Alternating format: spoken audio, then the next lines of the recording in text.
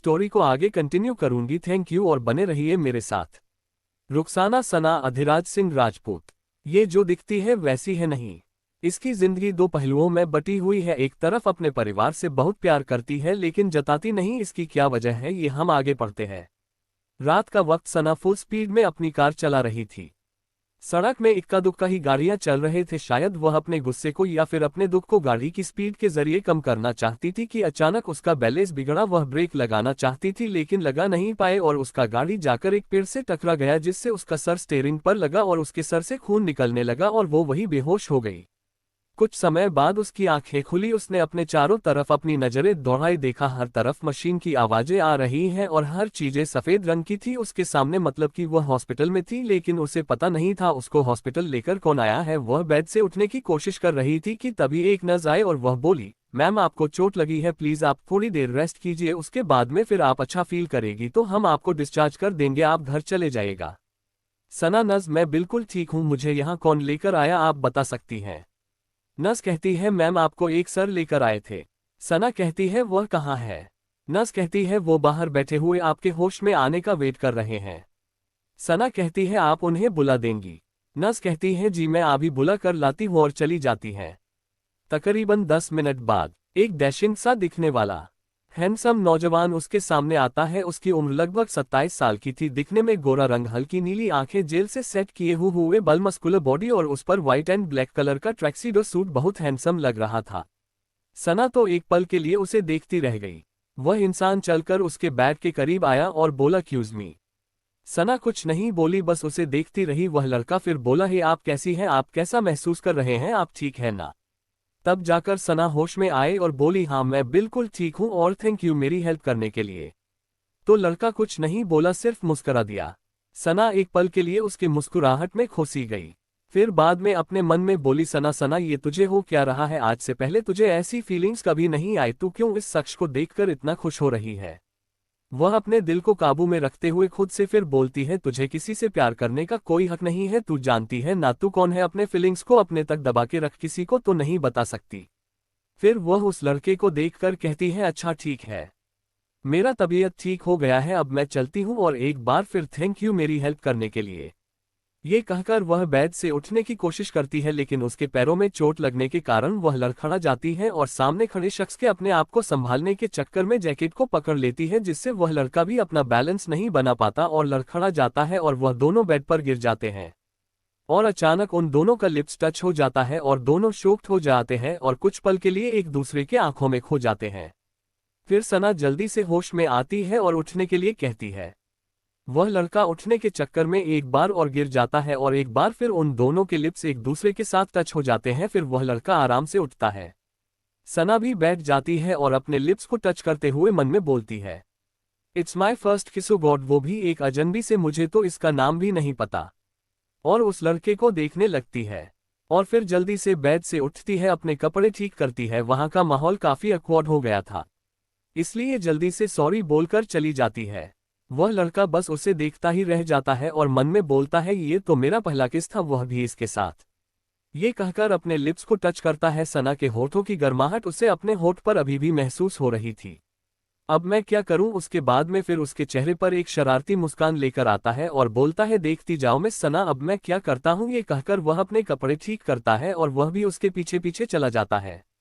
जब वह वार्ड से बाहर आता है तो देखता है सना आसपास नहीं है, तो वह अपने पॉकेट से फोन निकालता है और किसी को कॉल करता है। 2-3 दिन के बाद कॉल पिक हो जाता है। वो कहता है कुछ पता चला उसके बारे में और मन में कहता है उसके साथ पहली मुलाकात अच्छी थी। वह अपने चेहरे पर शैतानी मुस्कुराहट के साथ सोचता है। दूसरी तरफ से कॉलर कहता है, बॉस उसके बारे में तो कुछ पता नहीं चला, बस इतना पता चला है कि वह एक कॉलेज स्टूडेंट है और अभी फाइनल ईयर में है और उसके कॉलेज के लोग उसके बहुत डरते हैं। अब क्यों डरते हैं यह नहीं पता चला है। तो वह लड़का कहता है, पता करो उसके बारे में, मुझे उसकी पैदा होने से लेकर अब तक की सारी डिटेल चाहिए। वह क्या करती है क्या नहीं करती है, सभी चीजें बताओ। इतना कहकर वह कॉल कट कर देता है और बेचारे कॉलर की बातें भी नहीं सुनता है। तुम ठीक हो? अब आगे। सना वार्ड के से बाहर आती है और रिसेप्शनिस्ट के पास जाकर कहती है, आप मुझे मेरे डिस्चार्ज पेपर और बिल पे के बारे में बता दीजिए। तो रिसेप्शनिस्ट कहती है, मैम आपका डिस्चार्ज पेपर क्लियर हो चुका है और बिल भी। तो सना कहती है, मैंने तो ये सब नहीं किया है। तो रिसेप्शन से जो लड़की होती है वह कहती है मैम जो सर आपको लेकर आए थे उन्होंने आपके डिस्चार्ज पेपर पर साइन कर दिया और बिल भी पे कर दिया है। तो सना कहती है ऐसे कैसे वह मेरा बिल पे कर सकते हैं।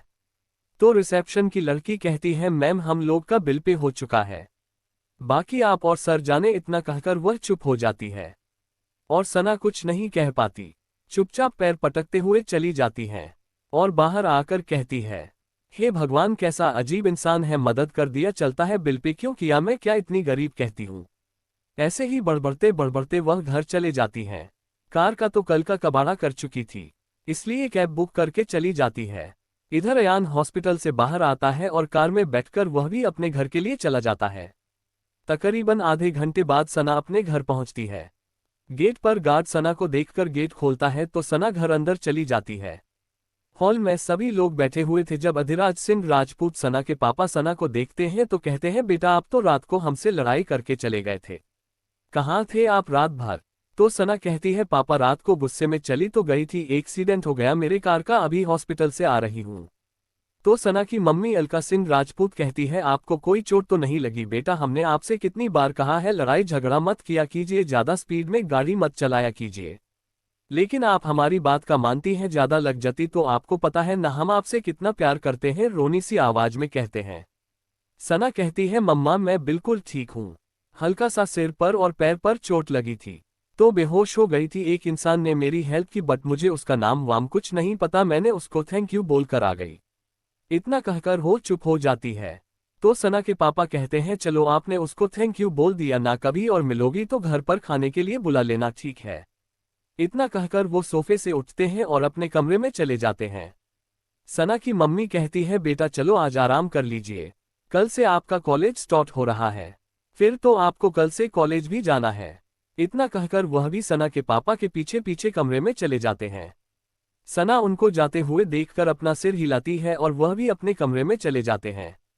इधर वही कार जो हॉस्पिटल से निकली थी वो एक विला के सामने आकर रुकती है, उसमें से वो लड़का बाहर आता है और अंदर आ जाता है और सीधे हॉल से होते हुए अपने कमरे में चला जाता है, अपना कोट उतारकर बेड पर फेंकता है और शावर लेने बाथरूम में चला जाता है।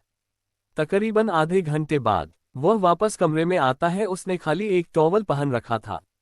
उसकी मस्कुलर बॉडी और सिक्स पैक एब्स बहुत ही अच्छे लग रहे थे, उसके सिर का पानी अभी भी नहीं सूखा था जिससे वह उसके बॉडी पर टपक रहे थे और वह और भी ज्यादा हैंडसम लग रहा था।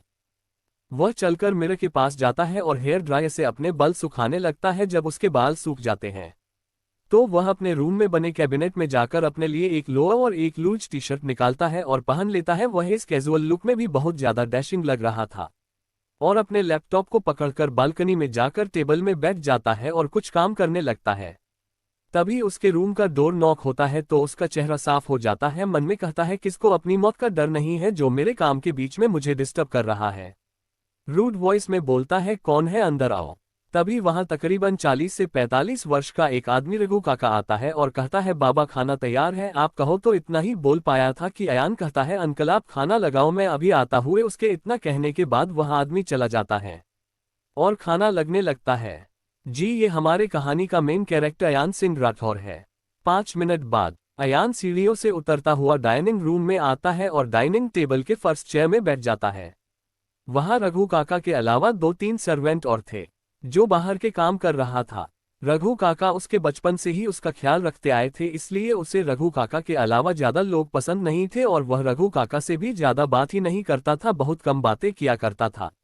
उसके चेयर में बैठते ही रघु काका आकर उसके लिए खाना सर्व करते हैं और वह खाना खाना शुरू करता है और इसी तरह अपना खाना खत्म करके अपने रूम में चला जाता है और सो जाता है।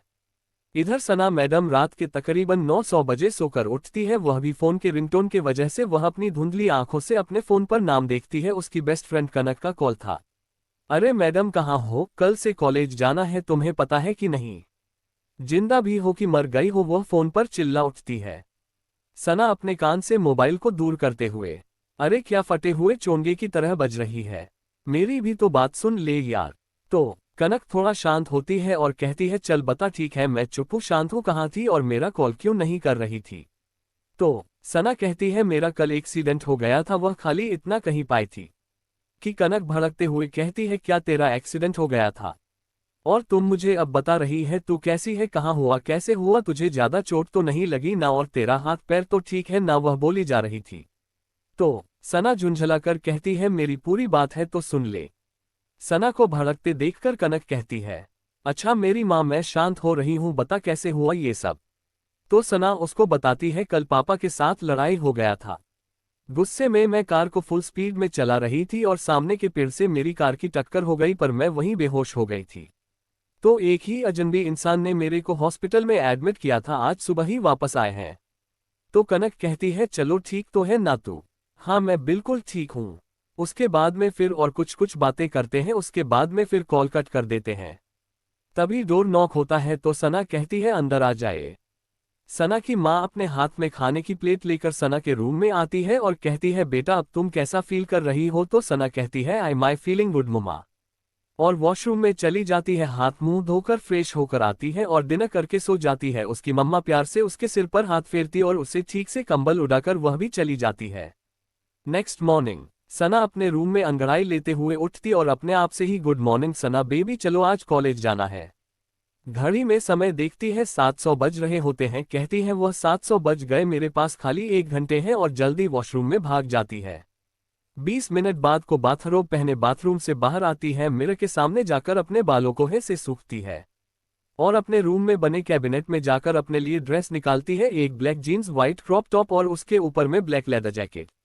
अपने बालों को हाई पोनीटेल में बनती है, हल्का सा काजल लिपस्टिक हल्का सा टचअप करती है और रूम से बाहर आती है, सीढ़ियों से उतरते हुए डाइनिंग टेबल में जाती है, देखती है उसके पापा और भाई नाश्ता कर रहे होते हैं। वह बैठ जाती है और अपने लिए ऑरेंज जूस और सैंडविच को पकड़ी है और खाती और बोलती है कि मेरे को कॉलेज से लेट हो रहा है, इतना बोलकर भाग जाती है। घर से बाहर आकर वह अपनी कार को ढूंढती, लेकिन कार खराब होने की वजह से स्कूटी पकड़ती है और चली जाती है कनक को लेने। कनक के घर के बाहर स्कूटी रुकती है और जोर जोर से हॉर्न बजाने लगती है। तो कनक कहती आ रही हूँ, इतना क्यों बजाए जा रही है, पूरे मोहल्ले को उठने का इरादा है क्या तेरा। और आकर सना के पीछे बैठ जाती है और दोनों कॉलेज के लिए निकल जाती है। Introduction characters. दिल्ली, रुखसाना सिंह राजपूत उर्फ सना। उम्र 23 साल, गोरा रंग दूध की तरह, किसी को छूने से भी निशान पड़ जाए, हल्की नीली आंखें, कमर तक लहराते लंबे बाल, 5 फुट हाइट, सादगी में भी तो इतना खूबसूरत कैसे लग सके, ये कहने वाले बहुत लोग हैं। दोहरा जिंदगी, जो वह दिखती है वह है नहीं, जो नहीं है वह दिखाती है। फाइनल ईयर की स्टूडेंट, कॉमर्स, अपने परिवार की लाडली और अपने दोस्तों की चहेती। अधिराज सिंह राजपूत। सना के पिता और अपने परिवार के मुखिया अभी सिंह इंटरप्राइजेज के बिजनेस, रिटायरमेंट भी रहा है और अभी अपने परिवार को समय दे रहे हैं। अपने बच्चों से बहुत प्यार करते हैं, लेकिन बिजनेस और परवरिश के मामले में काफी सख्त है, इन्हें प्यार जताना नहीं आता। गोरा रंग, 5 फुट 11 इंच हाइट, उम्र 50 से 55 वर्ष, अपने उम्र में लड़कियों के बीच में काफी मशहूर रहे होंगे। अलका सिंह राजपूत, मिसेस सिंह। सना की मां, गोरा रंग, 5 फुट 5 इंच हाइट, उम्र 40 से 45 वर्ष। देखने वाले कहे सादगी में भी कोई इतना खूबसूरत हो सकता है क्या, हमेशा इंडियन ड्रेस में रहने वाली हाउसवाइफ है, अपने बच्चों से बहुत प्यार करती हैं और अपने पति की हर एक बात का पालन करते हैं और उन्हें सुझाव भी देते हैं। अरिजीत सिंह राजपूत। सना का बड़ा भाई, गोरा रंग, 5 फुट 11 इंच, उम्र 27 साल, हल्की भूरी आंखें, काले घने बाल, मस्कुलर बॉडी और अभी के लिए सिंह इंटरप्राइजेज का सीईओ, सख्त मिजाज और कठोर, लेकिन अपने परिवार और अपनी बहन के लिए उनका लाडला बेटा और भाई। लड़कियां मरती हैं लेकिन मजल है किसी को देख भी दे। चलो इंट्रोडक्शन बहुत हो गया, अब आगे बढ़ते हैं। 8:30 बजे दिल्ली कॉलेज। सना और कनक कॉलेज पहुंचती है। सना कहती है तू यहीं रुक, मैं पार्किंग एरिया में स्कूटी पार्क करके आती हूँ। इतना कहकर वह स्कूटी पार्क करने चली जाती है। जब वह स्कूटी पार्क करके वापस आती है तो रास्ते में एक लड़के से टकरा जाती है और जब वह लड़का उसे देखता है तो बोलता है ओ मिस, बॉम्ब आ गई, किसके ऊपर फटने का इरादा है, आज अभी तो मेरा सर फोड़ देती तुम। तब जाकर सना उस लड़के की तरफ देखती है और कहती है तुम। तो वह लड़का उसी अकड़ के साथ कहता है हाँ मैं, और सना को एक आंख मारता है, जिससे सना बुरी तरह चीर जाती है और कहती है सनी हाउ डरे यू, तुम्हारी हिम्मत कैसे हुई मुझे आंख मारने की, कितनी बार कहा है कि मैं जितना हो सके उतना मेरे से दूर रहा किया करो, लेकिन तुम जैसे लातों के भूत बातों से नहीं मानते। तो सनी बेशर्मी के साथ कहता है अरे जान, तुम जैसी हसीना से एक बार क्या मैं 10 बार मार खाने के लिए तैयार हूँ। ये कहकर वो उसका हाथ पकड़ने की कोशिश करता है कि उसके मुंह में एक जोरदार तमाचा पड़ती है और पेट में एक लात, और वह थोड़ी दूर जाकर गिर जाता है और यह अपनी नजरें उठाकर देखता है तो सना उसे बुरी तरह घूरे जा रही है और वह थप्पड़ और लात उसी ने मारे थे।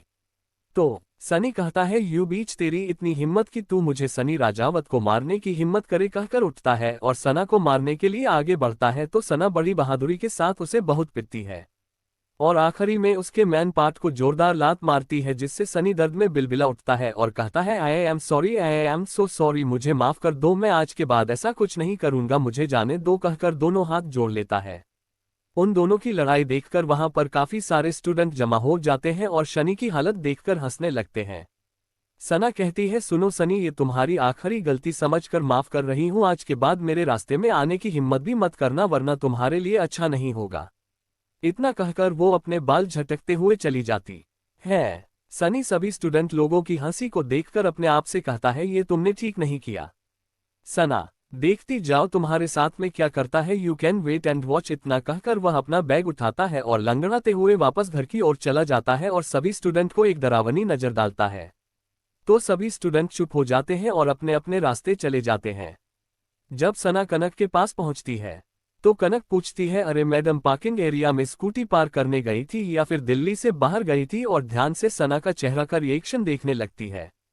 सना काफी गुस्से में होती है तो वह कहती है, क्या हो गया झांसी की रानी को जो इतना गुस्से में हो, किसका सर फोड़कर आए हो आज? तो सना कहती है, अभी पूछ मत यार, मैं स्कूटी पार्क करने गई थी, चुपचाप आ रही थी, उस सनी के बच्चे से टकरा गए, और फिर बाकी बात उसको बताती है। जिसे सुनकर कनक अपने पेट पकड़कर बहुत जोर जोर से हंसने लगती है और कहती है, अच्छा किया, उसके साथ ऐसा ही होना चाहिए, बहुत ज्यादा डिफॉल्ट किस्म का इंसान है और जब देखो तब परेशान करता रहता है। चल, जो हुआ सो हुआ, जल्दी क्लास चलते हैं वरना लेट हो जाएंगे लेक्चर के लिए। इतना कहकर दोनों लेक्चर के लिए चले जाते हैं। सना का 2 सब्जेक्ट अलग था, इसलिए वह अपने क्लास चली जाती है और कनक अपने क्लास चली जाती है। दूसरी तरफ अयान सिंह राठौर अपने ऑफिस में होता है। वहां का माहौल काफी गर्म नजर आ रहा था, सभी बोर्ड मेंबर्स बैठे हुए थे और अयान उन सब के बीच में अपनी चेयर पर बैठा हुआ था। सब बहुत ज्यादा डरे हुए थे। अयान कहता है, इतनी बड़ी गलती हो कैसे सकती है, इसलिए रखा है, आप सामने बैठे लोगों को घूरता है और आगे कहता है, सारी चीज मैं खुद हैंडल करूं। तो आप लोगों को किस चीज की सैलरी देता हूं, यहां बैठने की या टाइम पास करने की? उसको इतना ज्यादा गुस्से में देखकर सारे बोर्ड ऑफ मेंबर्स के पसीने छूटने लगते हैं। वह गुस्से में सभी लोगों को घूरते हुए कहता है, कुछ भी हो जाए, मुझे एमपी कॉर्पोरेशन का प्रोजेक्ट चाहिए और अगर वह नहीं मिला तो मुझसे बुरा कोई नहीं होगा। और एक बात और, आज के बाद आप लोगों को 1000 नहीं 800 बजे ऑफिस आना है और दिन रात एक करके काम करना है, समझ में आप लोग को? इतना कहकर वह उठता है और कॉन्फ्रेंस रूम से बाहर चला जाता है। उसके जाते ही सभी एक राहत की सांस लेते हैं। उनमें से एक एम्प्लॉय जिनका नाम चंद्रिका मुखर्जी होता है, वह कहता है, इनको क्या हुआ, इतने गुस्से में क्यों थे? तो एक और एम्प्लॉय कहता है, हमें नहीं पता, ये चंद्रिका मुखर्जी का पर्सनल असिस्टेंट होता है। तो एक बोर्ड मेंबर कहता है, हम लोग की क्या गलती थी, हम लोग तो अपना काम करते थे, नहीं हो पाया तो नहीं हो पाया। इतना कहकर सब अपना अपना तर्क रखते हैं और अपने अपने रास्ते चले जाते हैं। इधर अयान गुस्से में अपने केबिन में आता है और अपने चेयर पर बैठ जाता है। तभी उसके केबिन का डोर लॉक होता है और उसका सेक्रेटरी ईशान शर्मा उसके पास आता है और कहता है, बॉस सना। अयान अपनी नजरें उठाकर डोर की तरफ देखता है जहां ईशान खड़ा हुआ था और कहता है, क्या बात है? तभी ईशान अपना सिर झुकाकर कहता है, बॉस सना। अयान कहता है, क्या खबर है उसकी? तो ईशान कहता है, बॉस, मैंने उसके पीछे अपने जासूस छोड़े हैं, उन्होंने बताया आज कॉलेज में उसने किसी लड़के की पिटाई की है।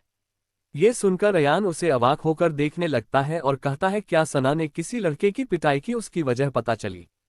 तो ईशान कहता है, सर, वह लड़का बहुत बदतमीज था, उसके साथ उटपटांग बातें की, इसलिए उसने उसकी पिटाई की। तो अयान डेविल स्माइल के साथ कहता है, ओ, उन्हें मारपीट भी आती है, चलो अच्छा है, मेरी सबसे बड़ी दुश्मन को मारपीट तो कम से कम आनी चाहिए, तभी तो मुझसे मुकाबला कर सकेगी। तो ईशान अपना सिर उठाकर उसे देखता है और उसकी स्माइल देखकर समझ जाता है कुछ तो बड़ी बात है, इसीलिए बॉस उस लड़की से इतनी नफरत करते हैं और बोलता है, बॉस। तो अयान उसे देखता है। उसके ऐसे देखने पर ईशान बहुत ज्यादा डर जाता है और हकलाते हुए कहता है, मैमन। उसके मैमे को देखकर अयान कठोरता से कहता है, मैमे क्या लगा रखा है, जो पूछना है सीधे पूछो। तो ईशान डरते हुए पूछता है, बॉस, आपकी और मिस सना राजपूत की क्या दुश्मनी है जो आप उससे इतनी नफरत करते हैं? उसके पूछने पर अयान उसे सख्त नजर से देखता है तो उसकी हालत और खराब हो जाती है और वह मन में कहता है क्या जरूरत है ईशान तुझे इस खतरनाक इंसान से कुछ भी पूछने की, तुझे अपनी जिंदगी प्यारी नहीं है क्या। फिर अयान से कहता है बॉस माफ कर दीजिए, मैं तो ऐसे ही पूछ रहा था, आप नहीं बताना चाहते हैं तो मत बताइए। तो अयान उसे कठोरता से देखते हुए कहता है सना राजपूत वह जो दिखती है वह है नहीं और जो है वह दिखा दी नहीं और मुझे जानना है कि वह है क्या। इतना कहकर वह अपने चेयर से उठता है और केबिन से बाहर चला जाता है। उसके पीछे पीछे ईशान चला जाता है। अयान राठौर इंडस्ट्रीज से निकलकर सीधे अपने कार में बैठता है और सना के कॉलेज की तरफ चला जाता है। अयान सिंह राठौर जब वह 17 साल का था तभी उसने अपने राठौर इंडस्ट्रीज को अपने बलबूते पर खड़ा किया था और पिछले 3 सालों से business man of the year का ट्रॉफी लेते आया है। उसके मॉम डैड की कार एक्सीडेंट में मौत हो गई थी, जिसके कारण वह इतना ज्यादा कठोर निर्णय और गुस्से वाला इंसान है। जितना वह दिखने में हैंडसम है उतना ही खतरनाक भी है।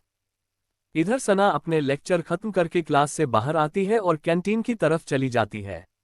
कनक और सना ने एक दूसरे से कहा था कि क्लासेस खत्म होने के बाद कैंटीन में आकर मिलेंगे।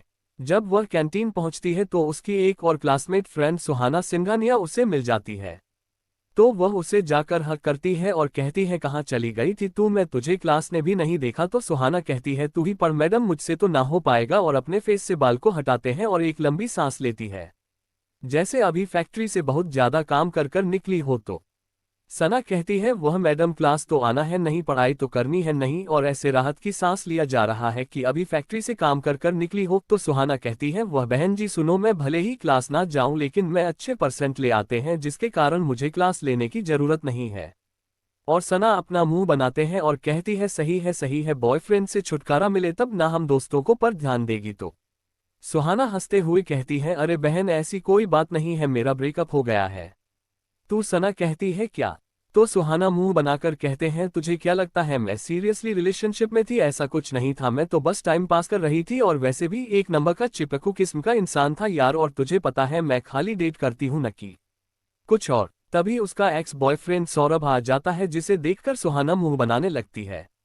सौरभ काफी गुस्से में लग रहा था, वह कहता है सुहाना ये तुम क्या कर रही हो, तुम मेरे साथ ब्रेकअप कर रही हो। तो सुहाना भी अकड़कर कहती है ओ नहीं तो क्या। सौरभ कहता है पर क्यों, मैंने क्या किया, मैं तो तुम्हें कितना प्यार करता हूं फिर भी तुम मेरे साथ ब्रेकअप क्यों कर रही हो।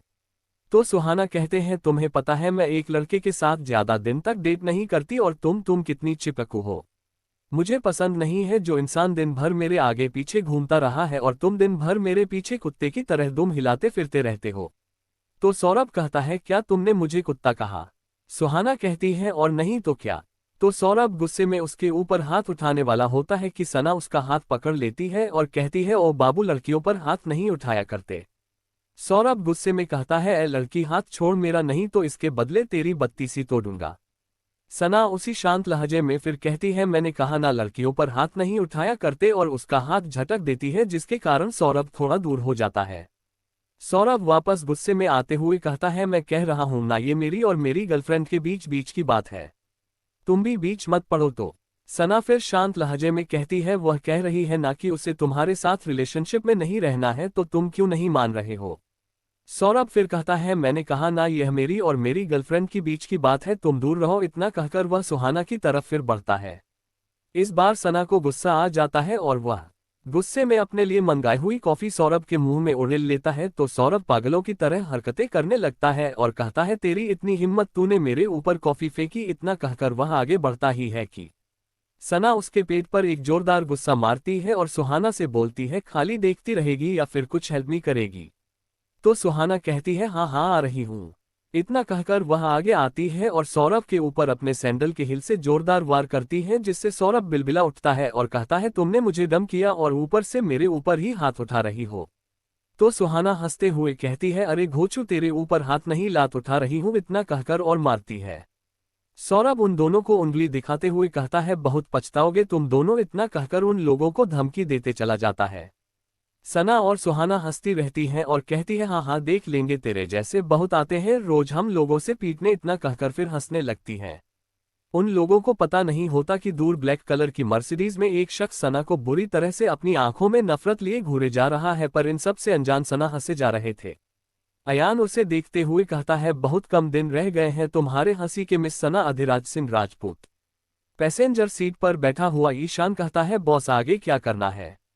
तो अयान कहता है देखते जाओ और अपने आंखों पर शेड्स लगाता है, विंडो ऊपर करता है और कहता है मेरे विला ले चलो। अयान अपने विला पहुंचता है और कार से उतर कर सीधे घर के अंदर चला जाता है। हॉल में ही उसे काफी चहल पहल की आवाजें सुनाई देती हैं। वह आगे जाकर देखता है तो उसके चाचा चाची और दादा दादी आए हुए थे और उसका चचेरा भाई विवेक और उसकी की बहन अनिका आए हुए थे। वह उन लोगों को देखकर अपने चेहरे का एक्सप्रेशन नॉर्मल करते हुए कहता है चाचा चाची राजेंद्र सिंह राठौर और प्रभा सिंह राठौर आप लोग यहाँ तो। उसकी चाची उसके पास आती है और उसके कान को पकड़ते हुए कहती है बेटा कितनी बार कहा है चाचा चाची नहीं माँ पापा कहाँ करो। तो वो नकली दर्द का नाटक करते हुए कहता है सॉरी मम्मा सॉरी सॉरी आज के बाद नहीं कहूंगा आप मेरी माँ हो और आप मेरे पापा। राजेंद्र सिंह राठौर की तरफ देखते हुए कहता है तू राजेंद्र उसके करीब आकर उसे गले लगा लेता है और वह विवेक की तरफ देखकर कहता है और नवाब जी क्या हाल चाल है आजकल आपके पढ़ाई कैसे चल रही है। तो विवेक अयान के गले लगते हुए कहते हैं हाँ बड़े भाई सब ठीक है। मैं तो आपकी तरह एक अच्छा बिजनेसमैन बनना चाहता था बट मुझे पता है मेरे से नहीं होगा ये बिजनेस नहीं होने वाला इसलिए मैं एक्टिंग करूंगा सोच रहा था। उसका खाली इतना कहना ही था कि सभी लोग उसे घूरकर देखने लगते हैं। तो वो सबकी तरफ देखकर कहता है आप लोग ऐसे क्या घूर रहे हैं, मुझे जो इजी लग रहा है वह मैं करूंगा बोल रहा हूँ। तो उसके दादाजी और दादी माँ अरविंद सिंह राठौर और सुषमा सिंह राठौर एक साथ कहते हैं हमारे खानदान में आज तक किसी ने यह एंटरटेनमेंट इंडस्ट्री ज्वाइन नहीं की है और हम नहीं चाहते कि आप किसी भी तरह की कोई भी एक्टर बने। उन दोनों ने लगभग ऑर्डर देते हुए कहा, जिसे सुनकर बेचारा विवेक का मुंह उतर गया और वह अयान की तरफ देखने लगा। तो अयान ने कहा दादू दादी माँ ये कम से कम अपने पैर पर खड़ा तो होगा, यह निगमों की तरह घूमेगा तू नहीं।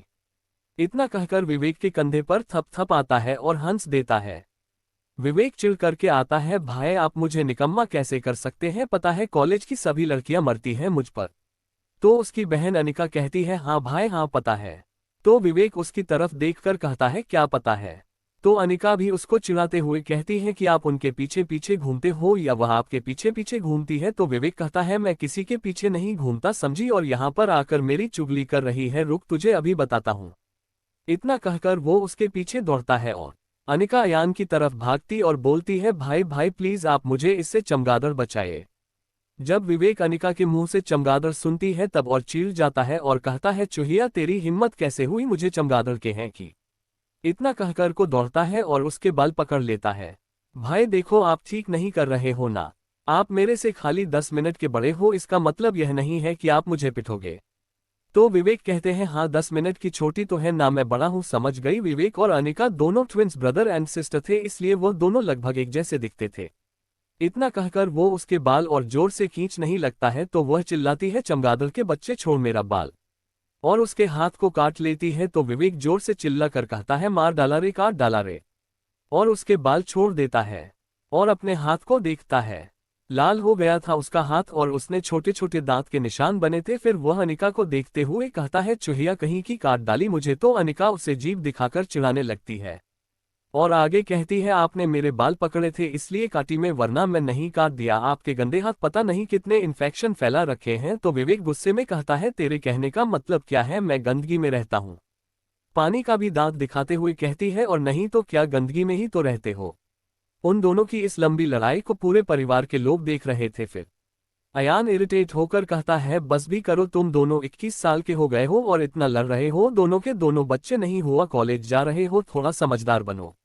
उसके जोर से गुस्से में चिल्लाने पर दोनों शांत हो जाते हैं और अनिका अयान के पास आते हुए कहते हैं सॉरी भाई कहकर अपने कान पकड़ लेती है और मासूम सा चेहरा बना देती है, जिसे देखकर अयान हल्का सा मुस्कुराता है और कहता है ये तो बदमाशी है, कम से कम तुम तो समझदार बनो। तो अनिक कैसी है, हाँ भाई, और उसके गले लग जाती है। तो अयान प्यार से उसके सिर पर हाथ फिरता है और कहता है पढ़ाई कैसी चल रही है तुम्हारी। तो अनिका कहती है हाँ भाई बहुत अच्छी चल रही है और उससे दूर होती है। अपने घर वालों की तरफ देखते हुए कहता है आप लोगों ने बताया नहीं कि आप लोग यहाँ कैसे। तो अयान की चाची माँ उसकी तरफ आते हुए कहते हैं बेटा अब तुम इतने बड़े हो गए हो, कुछ दिन बाद 28 के हो जाओगे, अब तो कम से कम मैं तो थक गई हूँ काम करते करते, मुझे भी थोड़ा रिटायरमेंट चाहिए। वह थोड़ा अपनी हंसी को दबाते हुए कहते हैं। तो अयान समझकर भी नासमझी के भाव से कहता है क्या मतलब है आपका। तो प्रभा जी कहती है मैं कह रही थी अब तुम्हारी शादी की उम्र हो चुकी है और मैं चाहती हूं, नहीं क्या पूरे घर के लोग चाहते हैं कि तुम अब शादी कर लो। तो अयान कहता है इतनी जल्दी क्या है शादी की, अभी तो खाली 27 का हुआ हूं मैं, अभी मुझे अपनी कंपनी को और आगे बढ़ाना है, उसके बाद में फिर मैं सोच लूंगा। इतना कहकर वह बात को टाल देता है और अपने रूम की तरफ जाने लगता है। तो उसके दादाजी श्री अरविंद सिंह राठौर रौबदार आवाज में कहते हैं, हम आपसे पूछ नहीं रहे हैं, हम आपको बता रहे हैं अगले 6 महीने के अंदर आपको शादी करनी है, ये हमारा ऑर्डर है। इतना कहकर वो चुप हो जाते हैं। अयान सुनता है और गुस्से में अपने रूम में चला जाता है और दरवाजा बहुत जोर से पटक कर बंद कर देता है, जिसकी आवाज सुनकर सभी लोग अपना अपना सिर हिला देते हैं और सब वापस अपने राठौर मेंशन चले जाते हैं। Delhi college canteen. वो दोनों वापस अपनी जगह पर आकर बैठते हैं, तभी वहां कनक आ जाती है और उन दोनों को इतना हंसता हुआ देखकर कहती है, ओ मैडम, लोग इतना किस बात पर हंसा जा रहा है, हमें भी बताओ, हम भी हंस लेंगे। तू सुना। और सुहाना उसकी तरफ देखकर अपनी हंसी को रोकते हुए कहते हैं, अरे पूछ मत, इसका एक्स आया था, और बाकी पूरी बातें उनको बताती है, जिसे सुनकर कनक कहती है, आज तो तूने बहुत लोगों को पीट डाला, पहले उस सनी को और अभी सौरभ को। इतना कहकर अपना पेट पकड़कर बहुत जोर जोर से हंसने लगती है और वहीं पर उन लोगों के साथ सीट पर बैठ जाती है और वेटर को बुलाकर कहती है, ए छोटू, मेरे लिए एक कॉफी और समोसे। और सना की तरह देखकर कहती है, तू क्या खाएगी? तो सना कहती है, मैं सैंडविच खाऊंगी। और सुहाना, तुम? मैं चाउमीन खाऊंगी। कनक वेटर की तरफ देखकर कहती है, सुन लिया, इन दोनों महारानी होने का ऑर्डर दिया है, जा कर ले आना। तो वह वेटर वहां से चला जाता है और वह तीनों फिर आपस में बातें करने लगती हैं। कुछ समय बाद वेटर उन तीनों का ऑर्डर लेकर आता है और वह तीनों अपना अपना ऑर्डर खाने लगती है। फिर खाना खाकर अपने अपने बाकी के लेक्चर कंप्लीट करने चली जाती हैं। इसी तरह आज का उन सभी का कॉलेज का पहला दिन निपट जाता है और वो लोग अपने घर की तरफ चले जाते हैं। रात का वक्त। सना का रूम। वह अपने कमरे की खिड़की के पास खड़ी किसी के कॉल का बेसब्री से इंतजार कर रही थी। तभी उसका मोबाइल रिंग करने लगता है। वह देखती है कि उसे जिसके कॉल का इंतजार था उसी का फोन है, तो वह तुरंत फोन पिक करती है और एक इमोशनलेस वॉइस के साथ कहती है, कुछ पता चला कौन था वह? सना जब देखती है उसे जिसके कॉल का इंतजार है उसी का कॉल है, तो वह तुरंत अपना फोन पिकअप करती है और कहती है, कौन था वह? तो दूसरी तरफ से सना का पर्सनल जासूस उससे कहता है, मैम, शायद उसे आपके बारे में कुछ पता चला है। तो सना कहती है, ये तो एक ना एक दिन होना था, कौन है वह? तो पीटर, सना का जासूस, उससे कहता है, मैम, ये तो फिलहाल पता नहीं चला है, लेकिन उसका हमें निकनेम जरूर पता चला है, एडी। तो सना कहती है, अच्छा एडी। और फिर वह दोनों ऐसे ही कुछ डिस्कशन करते हैं और कॉल कट हो जाता है। फ्लैशबैक। 13 साल की लड़की अपने सपने में कहती है, प्लीज मुझे छोड़ दो, मैंने आपके साथ क्या किया है? आप मुझे क्यों मारना चाहते हैं? तो एक साया उसके पास आता है और कहता है, तुमने हमारा कुछ नहीं बिगाड़ा, लेकिन जो लोग तुम्हारे आगे पीछे हैं वह हमारी बहुत मदद कर सकते हैं। इतना कहकर वह साया उसके करीब आने की कोशिश करते हैं, तो वह लड़की अपने हाथ पैर हिलाने लगती है और कहती है, दूर रहो मुझसे, मैंने कहा दूर रहो मुझसे। और इसी तरह चीखते हुए उसकी आंखें खुल जाती हैं। उसके चीखने की आवाज सुनकर उसकी माँ दौड़ते हुए उसके पास आती है और कहती है, क्या वह रुखसाना, तुम इतना चिल्ला क्यों रही हो? तो वह लड़की रोते हुए कहती है, माँ, ये सपने मुझे क्यों आते हैं? मैंने ऐसा क्या किया है जो ये सपने मुझे बार बार आते हैं? तो उसकी माँ कहती है, बेटा, हमने कितने सारे साइकोलॉजिस्ट और डॉक्टरों से इसके बारे में बात किया है, उन्हें नहीं पता और ना ही हमें पता है। वह अपनी नजरें चुराते हुए अपनी बेटी को समझाते हैं।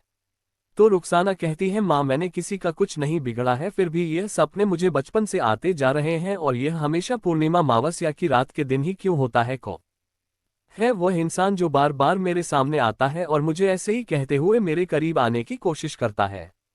तो उसकी माँ कहती है, सब ठीक हो जाएगा, और उस अपने गले से लगा लेती है। रुखसाना सिसकते हुए वापस नींद के आगोश में चली जाती है और उसकी माँ उसे आराम से लेटाकर कंबल उड़ाकर उसी कमरे की खिड़की के पास जाकर कहती है, मैं तुम्हें नहीं बता सकती बेटा, सही समय आने पर तुम्हें खुद पता चल जाएगा। ये कहते कहते वह पूर्णिमा अमावस्या की गुलशन को काली अंधेरी रातों को देखने लगती है। तभी अचानक उसके हाथ में कुछ अजीब तरीके से निशान बनने लगते हैं और वह दर्द से चीखने लगती है, है कब मैं इस श्राप से मुक्त होंगी? मेरे कारण मेरी बेटी भी इन सब में घसीटते चली जा रही है। ऐसे ही वो एक वैम्पायर में बदल जाती हैं। और उसकी माँ की चीखने की आवाज़ सुनकर रुखसाना की भी आंखें खुल जाती हैं और वह जब अपनी माँ को इस हालत में देखती है तो वह कंबल को कस के पकड़ लेती है और अपनी आंखें बंद कर लेती है। फ्लैशबैक। एंड रुखसाना वही खिड़की के पास खड़ी होती है। आज भी अमावस्या की काली रातों में चांद की प्रकाश उसके खिड़की से छानकर उसके ऊपर पड़ रही थी और अचानक उसके हाथों की नसें दिखने लगती हैं और उसका चेहरा डरावना होने लगता है। वह चीखने लगती है, चिल्लाने लगती है और अचानक एक वैम्पायर में बदल जाती है और अपने खिड़की को जल्दी से बंद कर लेती है ताकि चांद की रोशनी उसके ऊपर न पड़ सके। इधर अयान अपने कमरे में रहता है और किसी को फोन करता है तो उधर से ईशान कॉल पिक करके कहता है यस बॉस। तो अयान कहता है और कुछ पता चला? ईशान थोड़ा डरते डरते कहता है नहीं, बस उसके बारे में कुछ पता नहीं चला, वह बहुत ज्यादा सीक्रेट रखती है अपने आप को। तो अयान सख्त लहजे में कहते हैं चाहे वह कितना भी सीक्रेट क्यों ना रखे अपने आप को, मुझे उसके बारे में हर एक चीज जानने है। इतना कहकर ईशान की बात सुने बिना कॉल कट कर देता है और खिड़की से बाहर देखने लगता है और खुद से कहता है बहुत काली रात है आज की, बहुत काली। इतना कहकर खिड़की बंद करता है और रूम के अंदर आकर सो जाता है। रात के 2 बजे अयान अपने रूम में होता है और चिल्ला रहा होता है क्योंकि वह अपने असली रूप में आ रहा था। वह चिल्ला रहा था और उसके नाखून लंबे होने लगते हैं, उसके कान लंबे होने लगते हैं, उसकी आंखें बहुत डरावनी, और इसी तरह कुछ समय बाद वह पूरी तरह से एक बहुत ज्यादा डरावनी खूंखार भेड़िए में बदल जाता है और अपनी खिड़की को खोलता है और उसी में से कूद कर जाता है और बहुत तेजी से दौड़ने लगता है, गुर्राने लगता है। थोड़ी देर बाद वह एक घने जंगल के बीचों बीच खड़ा हुआ था और उसके आसपास एकदम शांति छाए हुए थे। उस शांति को चीरते हुए एक साया वहां आता है और गुस्से में खड़े हो जाता है और कहता है तुम्हारी हिम्मत कैसे हुई यहां आने की? तो अयान भी उसी गुस्से और नफरत के साथ कहता है ये तुम्हारी जगह नहीं है, यहां जो चाहे वह आ सकता है। तो वह साया कहता है तुम यहां से चले जाओ, मैंने तुम्हें पहले ही कहा था कि तुम कौन हो क्या हो ये तुम्हें खुद पता चल जाएगा, मेरे पास आकर बार बार मुझे परेशान मत करो। तो अयान कहता है मैं ये चीजें आपसे पिछले 15 सालों से सुनते आ रहा हूं, मैंने क्या बिगाड़ा था किसी का जो मेरा ये हाल किया गया है? तो वह साया हंसते हुए कहता है ये तुम्हारी जिंदगी नहीं है, तुमने खुद इस जिंदगी को चुना है, अगर तुम उस दिन नहीं आते तो ये सब नहीं हुआ होता। तो अयान कहता है मैं क्या करता। वो एकदम उदास हो जाता है और वही भी अपने घुटनों के बल बैठ जाता है, उसकी आंखों में आंसू होते हैं। तो वह साया उसके पास आता है और उसके कंधे पर हाथ रखते हुए कहता है कुछ पाने के लिए कुछ खोना पड़ता है, तुम जिस समय यहाँ आए थे उस समय तुम बहुत अकेले थे, तुम्हारे साथ कोई नहीं था और तुम्हें जीने के लिए कुछ चाहिए था, इसलिए तुम्हें वह चीजें मिली और उसके बदले तुम्हें ये जिंदगी भी मिली। तो अयान की आंखों में अचानक बहुत सारे नफरत और गुस्सा आ जाता है, जिसे देखकर एक पल के लिए वह साया भी डर जाता है और 2 कदम पीछे होते हुए कहता है देखो अयान, मुझे पता है कि तुम बहुत तकलीफ में हो, लेकिन बहुत ही जल्द तुम्हारी यह सारी तकलीफें दूर हो जाएंगे। वह काली रात बीत चुकी थी। सुबह का वक्त सना का कमरा। सना आज थोड़ा जल्दी उठ गई थी तो उसने सोचा क्यों ना जॉगिंग पर चली जाऊं, बहुत दिन हो गया नहीं गई हूं, और फिर वह अपना जॉगिंग सूट पहनती है और जॉगिंग के लिए निकल जाती है। दिल्ली की सुबह का माहौल की बात ही अलग है। अपने घर से थोड़ा ही आगे पहुंची थी कि वह किसी से टकरा जाती है और जब वह सॉरी कहकर जाने लगती है तो वह शख्स उससे कहता है एक्सक्यूज मी। सना उस इंसान को देखने लगती है तो वह लड़का बड़े ही घमंड और एरोगेंस के साथ बोलता है सॉरी बोलो। तो सना कहती है मैंने आपको सॉरी कहा, बार बार नहीं कहती मैं, इतना कहकर वो जाने लगती है तो वह शख्स उसका हाथ कस के पकड़ लेता है और उसे अपने करीब खींचते हुए कहता है मैंने कहा सॉरी बोलो। तो सना उसे गुस्से में देखने लगती है तो वह लड़का कहता है अपनी बड़ी बड़ी आंखों से मुझे घूरने की जरूरत नहीं है, समझी, मैंने कहा सॉरी बोलो। तो सना चिढ़कर कहती है कैसा इंसान है आप, सॉरी तो बोला फिर भी पीछे ही पड़ गया और कहती है सुनो मिस्टर, मुझे जाने दो प्लीज। वो शख्स कोई और नहीं अयान सिंह राठौर था। वह कहता है सॉरी बोल दो, छोड़ दूंगा। तो सना कहती है एक बार सॉरी कहा ना, बार बार नहीं कहने वाली, छोड़ो मेरा हाथ में तुम्हारे लिए अच्छा नहीं होगा। इतना कहकर वह उसे दूर धकेलने लगती है, जिससे अयान की हाथों की पकड़ उसके हाथ पर कसती जाती है और कहता है मैं जो बोल रहा हूं वह कहकर दो, फिर मैं तुम्हें जाने दूंगा। तो सना कहती है अड़ियल घमंडी बेशर्म बस्टर्ड ओ। तो अयान गुस्से में उसे देखने लगता है और मन में कहता है शायद इसे अपनी जिंदगी प्यारी नहीं है, इसलिए मेरे नामकरण करे जा रही है और जानती नहीं कि मैं कौन हूं। शायद सना ने उसकी मन की बात सुन ली थी तो वह भी उसी एटीट्यूड के साथ रहती है। तुम्हारे नामकरण काफी अच्छे हैं, ठीक है, और तुम्हारी है जो हरकतें हैं ना उसके हिसाब से यह बहुत कम है, समझ में आया तुम्हें, और जहां तक कि जिंदगी के बाद है ना तो तुम्हारी जिंदगी खतरे में आ चुकी है, छोड़ो मेरा हाथ कहकर वह उसका हाथ झटकती है और चली जाती है। अयान उसे जाते हुए देखता है और अपने आप से कहता है शायद मिस सना ने मुझे पहचाना नहीं, कोई बात नहीं, एक दिन ऐसा भी आएगा जब मेरे बारे में सोचकर ही तुम्हारी रूह कांप उठेगी। और एक कुटिल मुस्कुराहट जाती हुई सना को देखकर करता है और वह भी चला जाता है। सना जब घर पहुंचती है तब देखती है उसकी माँ ब्रेकफास्ट बना रही थी तो वह अपनी माँ से पूछती है माँ पापा और भाई कहाँ है? तो उसका पापा सीढ़ी से उतरते हुए कहते हैं हम यहाँ हैं हमारी प्रिंसेस। सना उन्हें गुड मॉर्निंग विश कर दिया और जाकर हक कर लेती है। तभी वह देखती है उसके पापा के पीछे उसका भाई और यह खड़ा हुआ है, तो वह कहती है भाई। तो उसका भाई सना को देखते हुए कहता है हाँ छोटी क्या हुआ, तो वह कहती है भाई मेरी कार ठीक हुई ना। तो अरिजीत कहता है मैडम जी ऐसी कौन सी जगह पर ठोक कर आई थी, बेचारा मैकेनिक भी परेशान हो गया है कि इस कार का एक्चुअली में खराब क्या है, सोच सोच कर और हंसने लगता है। सना मुंह बनाकर कहती है क्या भाई आप मेरा मजाक उड़ा रहे हो, देखो ना पापा भाई मेरा मजाक उड़ा रहा है। तो उसके पापा कहते हैं खबरदार जो हमारे बेटी का किसी ने मजाक उड़ाया। और फिर वह सना को देखकर कहते हैं आपकी पढ़ाई कैसी चल रही है, तो सना कहती है क्या पापा कल ही से तो कॉलेज शुरू हुआ है देखती हूँ। तो उसके पापा उसे ध्यान से देखते हुए कहते हैं कहीं आपने किसी के साथ लड़ाई तो नहीं किया, तो सना उनकी चापलूसी करते हुए कहती है पापा लड़ाई झगड़े हम नहीं करते किसी के साथ, उल्टा सभी लोग हमारे पास आ जाते हम लड़ने के लिए, तो हम क्या करें, और अपने दांत दिखा देती है। तो उसके पापा कहते हैं मतलब आपने किसी के साथ लड़ाई की है, तो वह कुछ कहने ही वाली होती है कि उसकी माँ की आवाज आती है चलिए सब ब्रेकफास्ट के लिए टाइम टेबल पर आ जाए, और सना की तरफ देखकर कहती है बेटा जाओ नहाकर रेडी हो जाओ, जॉगिंग से आए हो ना पसीने आ गए हैं, जाओ फिर नाश्ता कर लेना और कॉलेज भी तो जाना है ना तुम्हें। तो सना उनके पास जाकर कहती है थैंक यू मम्मा आज आपने बचा लिया मुझे, वरना पापा तो वहट लगा रहे थे आज मेरी। सना की माँ कहती है बेटा किसी के साथ लड़ाई मत हुआ करो, हमने आपको कितनी बार कहा है, गलती से भी ज्यादा नुकसान हो गया तो आपकी सच्चाई सबको बहुत जल्दी पता चल जाएगी। तो सना कहती है हम डोंट वरी मम्मा किसी को कुछ पता नहीं चलेगा, और उन्हें साइड हक करके अपने रूम की तरफ चली जाती है। उसकी मम्मी उसे देखते हुए खुद से कहती है इसी चीज का तो डर है बेटा कि किसी को तुम्हारी सच्चाई पता ना चल रहा है। तभी उन्हें अधिराज जी की आवाज आती है अरे वाह हाउसवाइफ आज का नाश्ता तो बहुत अच्छा है। तो वह शर्म आ जाती है और कहती है धताब भी ना जवान बेटा बैठा हुए है और आपने ऐसी बातें कर रहे हैं। तो उनके पति कहते हैं जवान बेटा बैठा है तो क्या हम क्या बुढ़े हो गए हैं, और अर्जित की तरफ देखकर कहते हैं क्यों बेटा हमने कुछ गलत कहा क्या तुम्हारी माँ से। तो अर्जित कहता है डैड मुझे नहीं पता। तो उसके डैड उसे कंधे पर हाथ रखते हुए कहते हैं कुछ परेशानी है अर्जित। अर्जित कहता है नहीं डैड कोई परेशानी नहीं है, चले ब्रेकफास्ट करते हैं, क्या कर चुपचाप ब्रेकफास्ट करने लगता है। और उसके पापा मन में कहते हैं कुछ तो बात है बेटा, चलो जब तुम्हारी मर्जी होगी तुम खुद बता दोगे, कहकर वह खुद भी ब्रेकफास्ट करने लगते हैं। इधर सना रेडी हो चुकी थी और अपने बाल बना रही थी, जब वह नीचे आती है तो देखती है डाइनिंग टेबल खाली है और उसकी माँ वहीं बैठी अपना ब्रेकफास्ट कर रही थी। तो उनके पास जाती है और कहती है मम्मा पापा और भाई कहाँ चले गए। तो उसकी माँ कहती है बेटा वो लोग तो ऑफिस के लिए निकल गए, चलो तुम भी बैठ जाओ, तुम्हें भी कॉलेज के लिए लेट हो रहा होगा, नाश्ता कर लो। फिर वो उसके लिए नाश्ता निकालने लगती है, सना भी चुपचाप बैठ जाती है, नाश्ता करने लगती है। नाश्ता करने के बाद कहती है माँ आज सुबह मैं उससे मिली थी। जब सना की माँ ये सुनती है कि आज वह अयान से मिली तो वह हैरानी से सना को देखने लगती है और कहती है आप ठीक तो है ना। तो सना कहती है हाँ मैं बिल्कुल ठीक हूँ, आप ज्यादा परेशान मत होइए। उसकी माँ कहती है उसने आपके साथ कुछ किया तो नहीं ना। तो सना कहती है वह मेरे साथ कुछ नहीं कर सकता माँ, अगर उसने मेरे साथ कुछ किया तो वह खुद अपनी मौत को बुलावा देगा, बहुत हो गया मुझे उससे दूर रहते रहते माँ, अब मुझे उसके साथ आमना सामना करना ही पड़ेगा। इतना कहकर अपने चेहरे पर घमंड सी मुस्कुराहट ले आती है।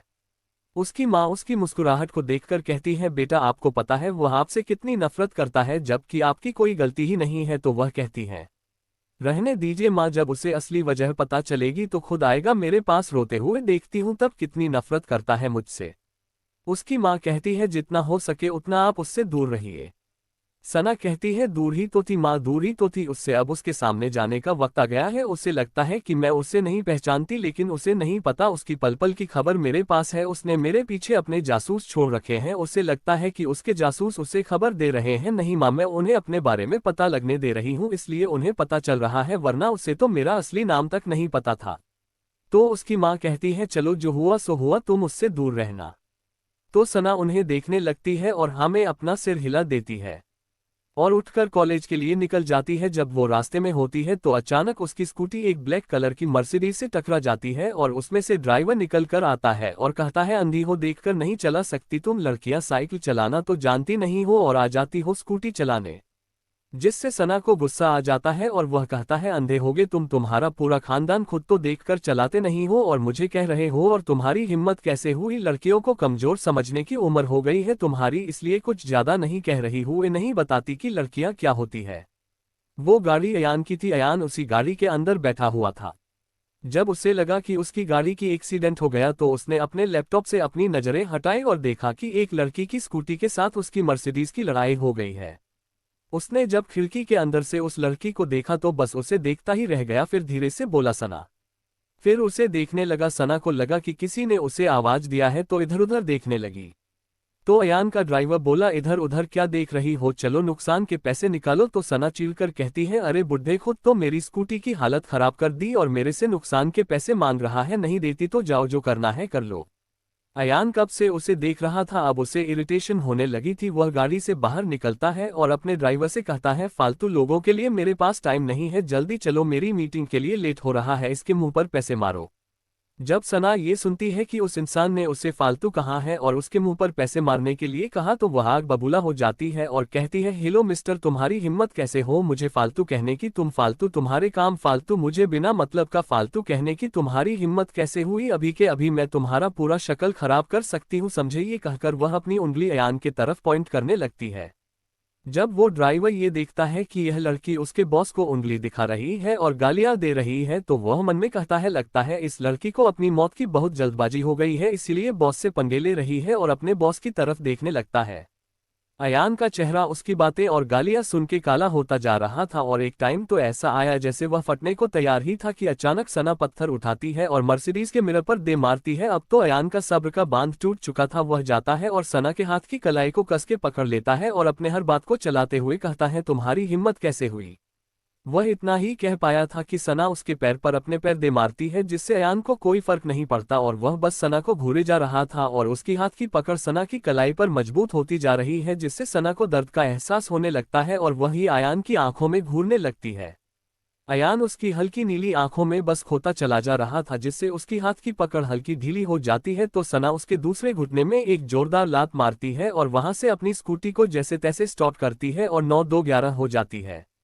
अयान उसे देखता रहता है और कहता है, बहुत महंगी पड़ेगी तुम्हें ये लड़ाई, और कुटिल मुस्कुराहट अपने चेहरे पर लाता है और अपने ड्राइवर की तरफ देखता है तो ड्राइवर सर झुककर कहता है, मालिक हमने नई गाड़ी मंगा ली है, वह आती होगी। उसका इतना कहना ही था कि वहां पर एक काले रंग की BMW आकर खड़ी हो जाती है और वह उसमें जाकर बैठ जाता है और ड्राइवर सीट पर बैठे हुए हैं ईशान से कहता है, ऑफिस ले चलो।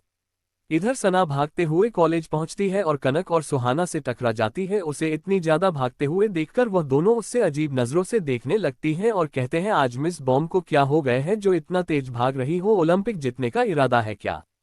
तो सना उन दोनों को घूर कर देखती है और कहती है, एक घमंडी इंसान मेरे पीछे पड़ गया था, उसी से बचते हुए भाग रही हूं। तो वह दोनों एक दूसरे की शक्ल देखती हैं और जोर जोर से हंसने लगती हैं। उन दोनों को ऐसे हंसते हुए देखकर सना फ्रस्ट्रेटेड होकर कहती है, तुम दोनों अपने दांत दिखाना बंद करो, नहीं तो यहीं पर सारे के सारे दांत तोड़ दूंगी। उसको इतने गुस्से में देखकर वह दोनों चुप हो जाते हैं और फिर हंसने लगते हैं।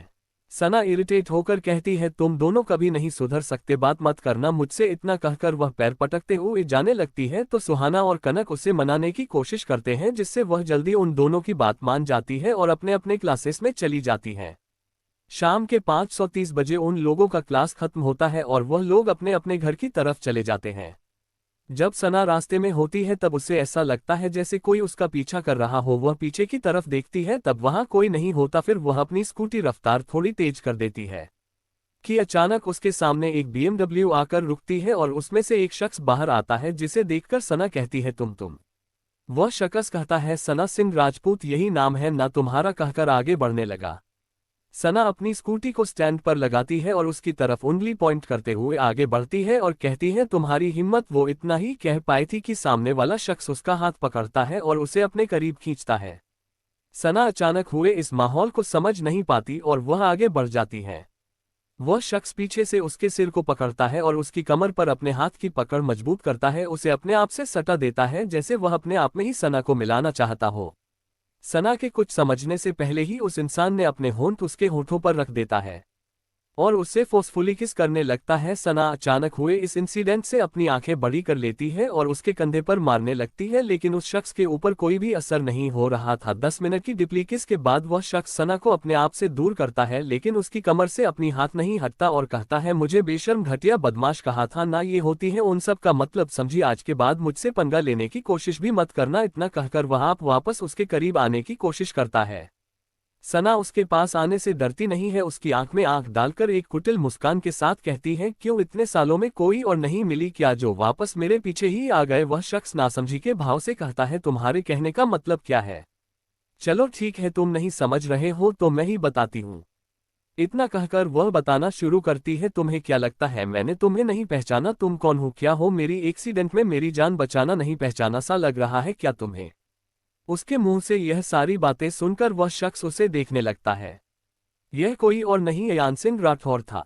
वो आगे कहती है, तुम्हें क्या लगा मुझे पता नहीं चलेगा? मेरे पीछे अपने जासूस लगा रखे हैं, पल पल की मेरी खबर रखते हो। तुम्हें क्या लगा मुझे पता नहीं चलेगा?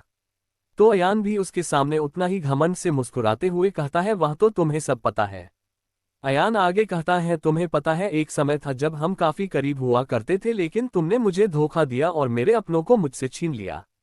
तू सना उसकी आंखों में आंखें डालकर कहती है, एक बात तुम ध्यान से सुन लो, ना ही मैंने तुम्हें धोखा दिया और ना ही तुम्हारे अपनों को छीना, वह सारी उनकी खुद की गलती थी, मुझे इन सब के बीच में मत घसीटो। तो अयान चिल्लाते हुए कहता है, बकवास बंद करो, मैंने खुद तुम्हें देखा था। तो सना कहती है, मुझे देखा था? मैंने भी तो तुम्हें देखा था मेरी बहन के साथ। यह कहते कहते उसकी आंखें अचानक नम हो जाती हैं, लेकिन वह उसे बहने नहीं देती और अपने आंखों में डुबाते हुए आगे कहती है, तुम्हें लगता है कि मैंने तुम्हें धोखा दिया, तुम्हारे अपनों को छीना तुमसे? मैंने ऐसा कुछ नहीं किया, समझ में आया तुम्हें? और आज के बाद मेरे आसपास भी आने की कोशिश मत करना, दूर रहो मुझसे, जितना हो सके उतना दूर रहो। तो अयान उसके पास आते हुए कहता है, मुझे तुम्हारी कोई बात नहीं सुननी, समझ में आया तुम्हें? इतना कहकर और फिर उसे किस करने के लिए आगे बढ़ता है तो सना उसके गाल में एक जोरदार थप्पड़ रसीदकर मारती है। तो अयान उसे देखने लगता है पर आगे बढ़ते हुए कहता है, तुम्हारी हिम्मत कैसे हुई मुझे थप्पड़ मारने की? वह इतना ही कह पाया था कि एक दूसरे तमाचा उसके दूसरे गाल पर लगता है। सना कहती है, तुम थप्पड़ की बात कर रहे हो, मेरा बस चले तो मैं तुम्हें यहीं पर मार दूं, ये तुम्हें जवाब है एक लड़की के साथ जबरदस्ती किस करने का? समझ में आया? कहकर उसे उंगली पॉइंट करती है और उसे धक्का देकर अपनी स्कूटी लेकर चली जाती है। अयान सिर्फ उसे देखकर आ जाता है और फिर अपने गाल पर हाथ रखते हुए कहता है, एक समय था जब तुम इन्हीं हाथों से मेरे बाल संवारा करती थी और आज मुझे थप्पड़ मार दिया। मेरी करीब आना तुम्हें बर्दाश्त नहीं हो रही है? और अपने BMW पर एक जोरदार लात मारता है और बहुत जोर से चिल्लाता है, रुखसाना। उसकी वह चीख बहुत डरावनी थी। इधर सना अपनी स्कूटी से घर आती है तो उसकी माँ कहती है, बेटा आज तुम्हें इतना लेट कैसे हो गया? तो सना कोई जवाब नहीं देती और सीढ़ियों से होते हुए अपने रूम में चले जाती है। उसकी माँ उससे आवाज लगती रहती है, सना सना बताओ तो बेटा हुआ क्या है? लेकिन सना कोई जवाब नहीं देती और अपने रूम में चली जाती है। थोड़ी देर बाद जब उसकी माँ कमरे में आती है तो हैरान रह जाती है। सना अपने खुद के नाखूनों से अपने हाथ को नोच रही थी। उसकी माँ आती है और उसे हिलाते हुए कहती है, तुम क्या कर रही हो? सना अपनी लाल हो चुकी आंखों से अपनी माँ को देखती है तो एक पल के लिए उसकी माँ भी डर जाती है और उसे शांत करते हुए कहती है, क्या हुआ बेटा बताओ? तू सना उसे बताती है, माँ मैं जितना उससे दूर रहने की कोशिश कर रही हूँ, बार बार मेरे करीब आने की कोशिश कर रहा है, कैसे बताऊँ उसे मैंने उसके साथ कुछ नहीं किया है। वह सारी चीजें कहते कहते रोने लगती है। उसकी माँ समझ जाती है और कहती है, तुम एक काम करो, तुम कुछ दिनों के लिए यहाँ से दूर चली जाओ। तो सना कहती है, कहाँ जाऊँ माँ? इतने दिन हो गए उससे बचते ही तो आ रही हूँ, जहाँ जाती हूँ मेरे पीछे पीछे आ जाता है और चली भी जाऊंगी तो पापा भाई पूछेंगे कहाँ जा रही हो तो क्या बोलूंगी? तू सना की माँ कहती है, तुम चिंता मत करो, वह दोनों ऑफिस के काम से 1 महीने के लिए आउट ऑफ सिटी गए हुए हैं। तुम एक काम करो, तुम अपने दोस्तों के साथ कुछ दिन के लिए घूमने के लिए चली जाओ, तुम्हारा मन भी शांत हो जाएगा। तो सना उनकी तरफ देखने लगती है तो उसकी माँ प्यार से उसके सिर पर हाथ फेरते हुए कहती है, मैं तुम्हारी माँ हूँ बेटा, मैं तुम्हारा दर्द समझती हूँ, इसलिए कह रही हूँ कुछ दिन के लिए यहाँ से दूर चली जाओ। सना कुछ नहीं कहती, बस हमें अपना सिर हिला देती है। तो उसकी माँ कहती है, गुड गर्ल, चलो ये सब बातें छोड़ो और डिनर के लिए मुझे चलो। तो सना कहती है, माँ आप चलिए, मैं फ्रेश होकर आती हूँ। फिर वह अपनी नाइट सूट लेकर वॉशरूम में चली जाती है। 10 मिनट बाद जब वह फ्रेश होकर आती है तो अपने रूम से होते हुए डाइनिंग रूम में चले जाते हैं, जहां उसकी माँ उसका डिनर के लिए वेट कर रही थी। सना कहती है, माँ मेरा खाना हो गया, मैं जा रही हूँ सोने, गुड नाइट। इतना कहकर वो रूम में चली जाती है और दरवाजा अंदर से लॉक कर लेती है। उसकी माँ उसे जाते हुए अपने आप से कहती है, समझती हूँ बेटा तुम्हारी तकलीफ है, जिस इंसान से हम प्यार करें और वही हमें धोखा दे दे तो क्या होता है। और अपना खाना खाकर टेबल साफ करके अपने रूम में चली जाती है सोने। सना अपने रूम की खिड़की के पास खड़ी होकर उस काली अंधेरी रात और चांद को देखते हुए कहती है, क्या दिन थे वह जब वह और मैं साथ हुआ करते थे। लेकिन एक घटना हमारी पूरी जिंदगी बदल गया कहते हुए वह सोच में डूब जाती है। आज से लगभग 30 साल पहले। उठी। आप लोग सोच रहे होंगे कि सना तो अभी 23 साल की है और अयान 27 का, तो ये 30 साल पुरानी बातें कैसे आएंगे। तो मैं आप लोगों को डाउट क्लियर कर देती हूँ, वह दोनों के दोनों ही डीमंस है। सना अपनी माँ की वजह से वैम्पायर बनी है क्योंकि उसकी माँ भी वैम्पायर थी। अयान एक नॉर्मल इंसान था लेकिन वह अपनी लालच और नफरत के कारण एक वेयरवुल्फ बन गया। रुखसाना रुखसाना, मैं कह रहा हूं ना, तुम मुझसे छिप नहीं सकती, चुपचाप बाहर आ जाओ, मुझे घबराहट हो रही है। मैं तुम्हें कब से ढूंढ रहा हूं, प्लीज आ जाओ ना, एक 18 साल का लड़का कहता है। तुम मुझे नहीं ढूंढ पाओगे अयान, एक मीठी सी आवाज आती है। तो अयान उस आवाज की दिशा में जाने लगता है तो एक बार फिर आवाज आती है, तुम मुझे नहीं ढूंढ पाओगे, और खिलखिला कर हंस देती है। अयान कहता है, रुखसाना की बच्ची रुको तुम, कहता है और आगे बढ़ता है और पीछे से उसे पकड़ लेता है और कहता है, देखा पकड़ लिया ना तुम्हें, अब कहाँ जाओगी बचकर। ये कहकर वो उसका चेहरा अपनी तरफ करता है और देखता है ये रुखसाना नहीं उसकी बहन काया थी। तो काया कहती है, क्या हुआ अयान, मुझे देखकर तुम्हें खुशी नहीं हुई। तो अयान मजाकिया लहजे में कहता है, क्या काया, मैं और रुखसाना खेल रहे थे ना, तुम क्यों बीच में आ गई। तो काया अपनी आंख में नफरत लिए कहती है, ओह। लेकिन अयान उसकी आंखों की नफरत नहीं देख पाता।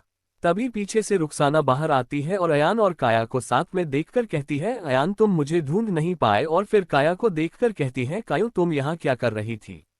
तो काया कहती है, मैं तो यहाँ आपको ढूंढने आई थी, माँ बुला रही है। सना उसके बातों पर ज्यादा ध्यान नहीं देती और कहती है, हाँ चलो मैं आ रही हूँ, और उसे भेज देती है। जल्दी आना नहीं तो माँ आपकी वजह से मुझे डांट आएगी। चल ना कायू, मैं आ रही हूँ।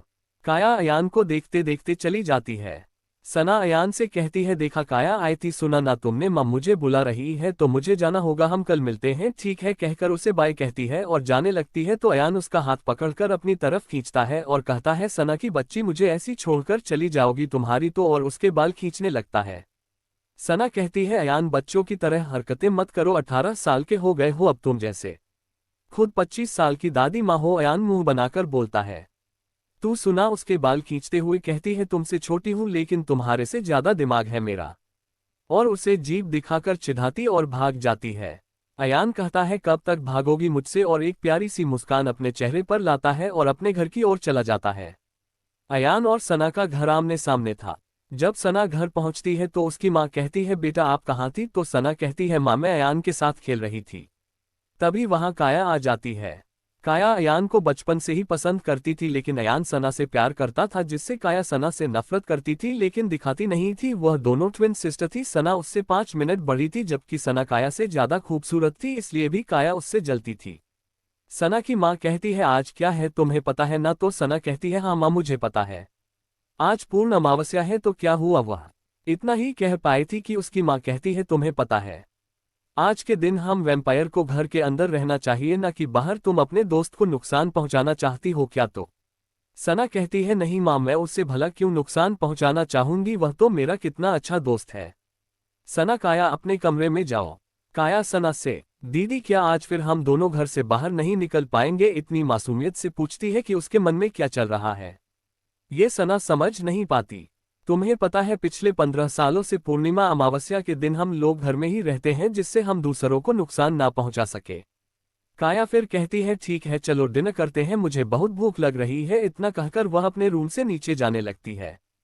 तभी उसे अपनी माँ की आवाज आती है, काया मैंने तुम्हें कहा ना अपने रूम में रहो तो क्यों बाहर आ रही हो। तो काया चिढ़कर कहती है, क्या माँ मैं खाना भी खाने नीचे नहीं आ सकती। तो उसकी माँ कहती है, मैं खाना तुम्हारे रूम में भिजवा दूंगी, तुम नीचे नहीं आ सकती, जाओ अपने कमरे में। तो काया अपने पैर पटकती है फिर रूम के अंदर चली जाती है। तो सना उसे देखकर हंसते हुए कहती है, और जाओ नीचे और जाओ, मैंने तो पहले ही कहा था कि मत जाओ लेकिन तुम कहाँ किसी की बात मानती हो। और फिर हंसने लगती है। काया मुंह बनाकर कहती है, हंस लो दीदी हंस लो, और मन में कहती है, ये हंसने के दिन बहुत कम है आपके पास। सना जितना काया से प्यार करती थी उतना ही काया सना से नफरत करती थी, जिसकी खबर सना को नहीं थी। काया फिर कहती है, दीदी जल्दी चलो खाना खाकर सो जाते हैं, कल जल्दी उठना है। तो सना उसे देखते हुए कहती है, कल क्यों जल्दी उठना है। तो काया कहती भुलक कर, दीदी कल नहीं पता कल क्या है। तो सना काया को देखने लगती है। काया फिर कहती है, कल अयान का बर्थडे है। सना फिर कहती है हाँ मुझे पता है कल उसका बर्थडे है तो हम लोग क्या कर सकते हैं। वह आपका इतना अच्छा दोस्त है, आप उसके बर्थडे के लिए कुछ नहीं करोगी। तो सना भी अपने कंधे उचकाते हुए कहती है मैंने उसके बर्थडे की प्लानिंग कर रखी है।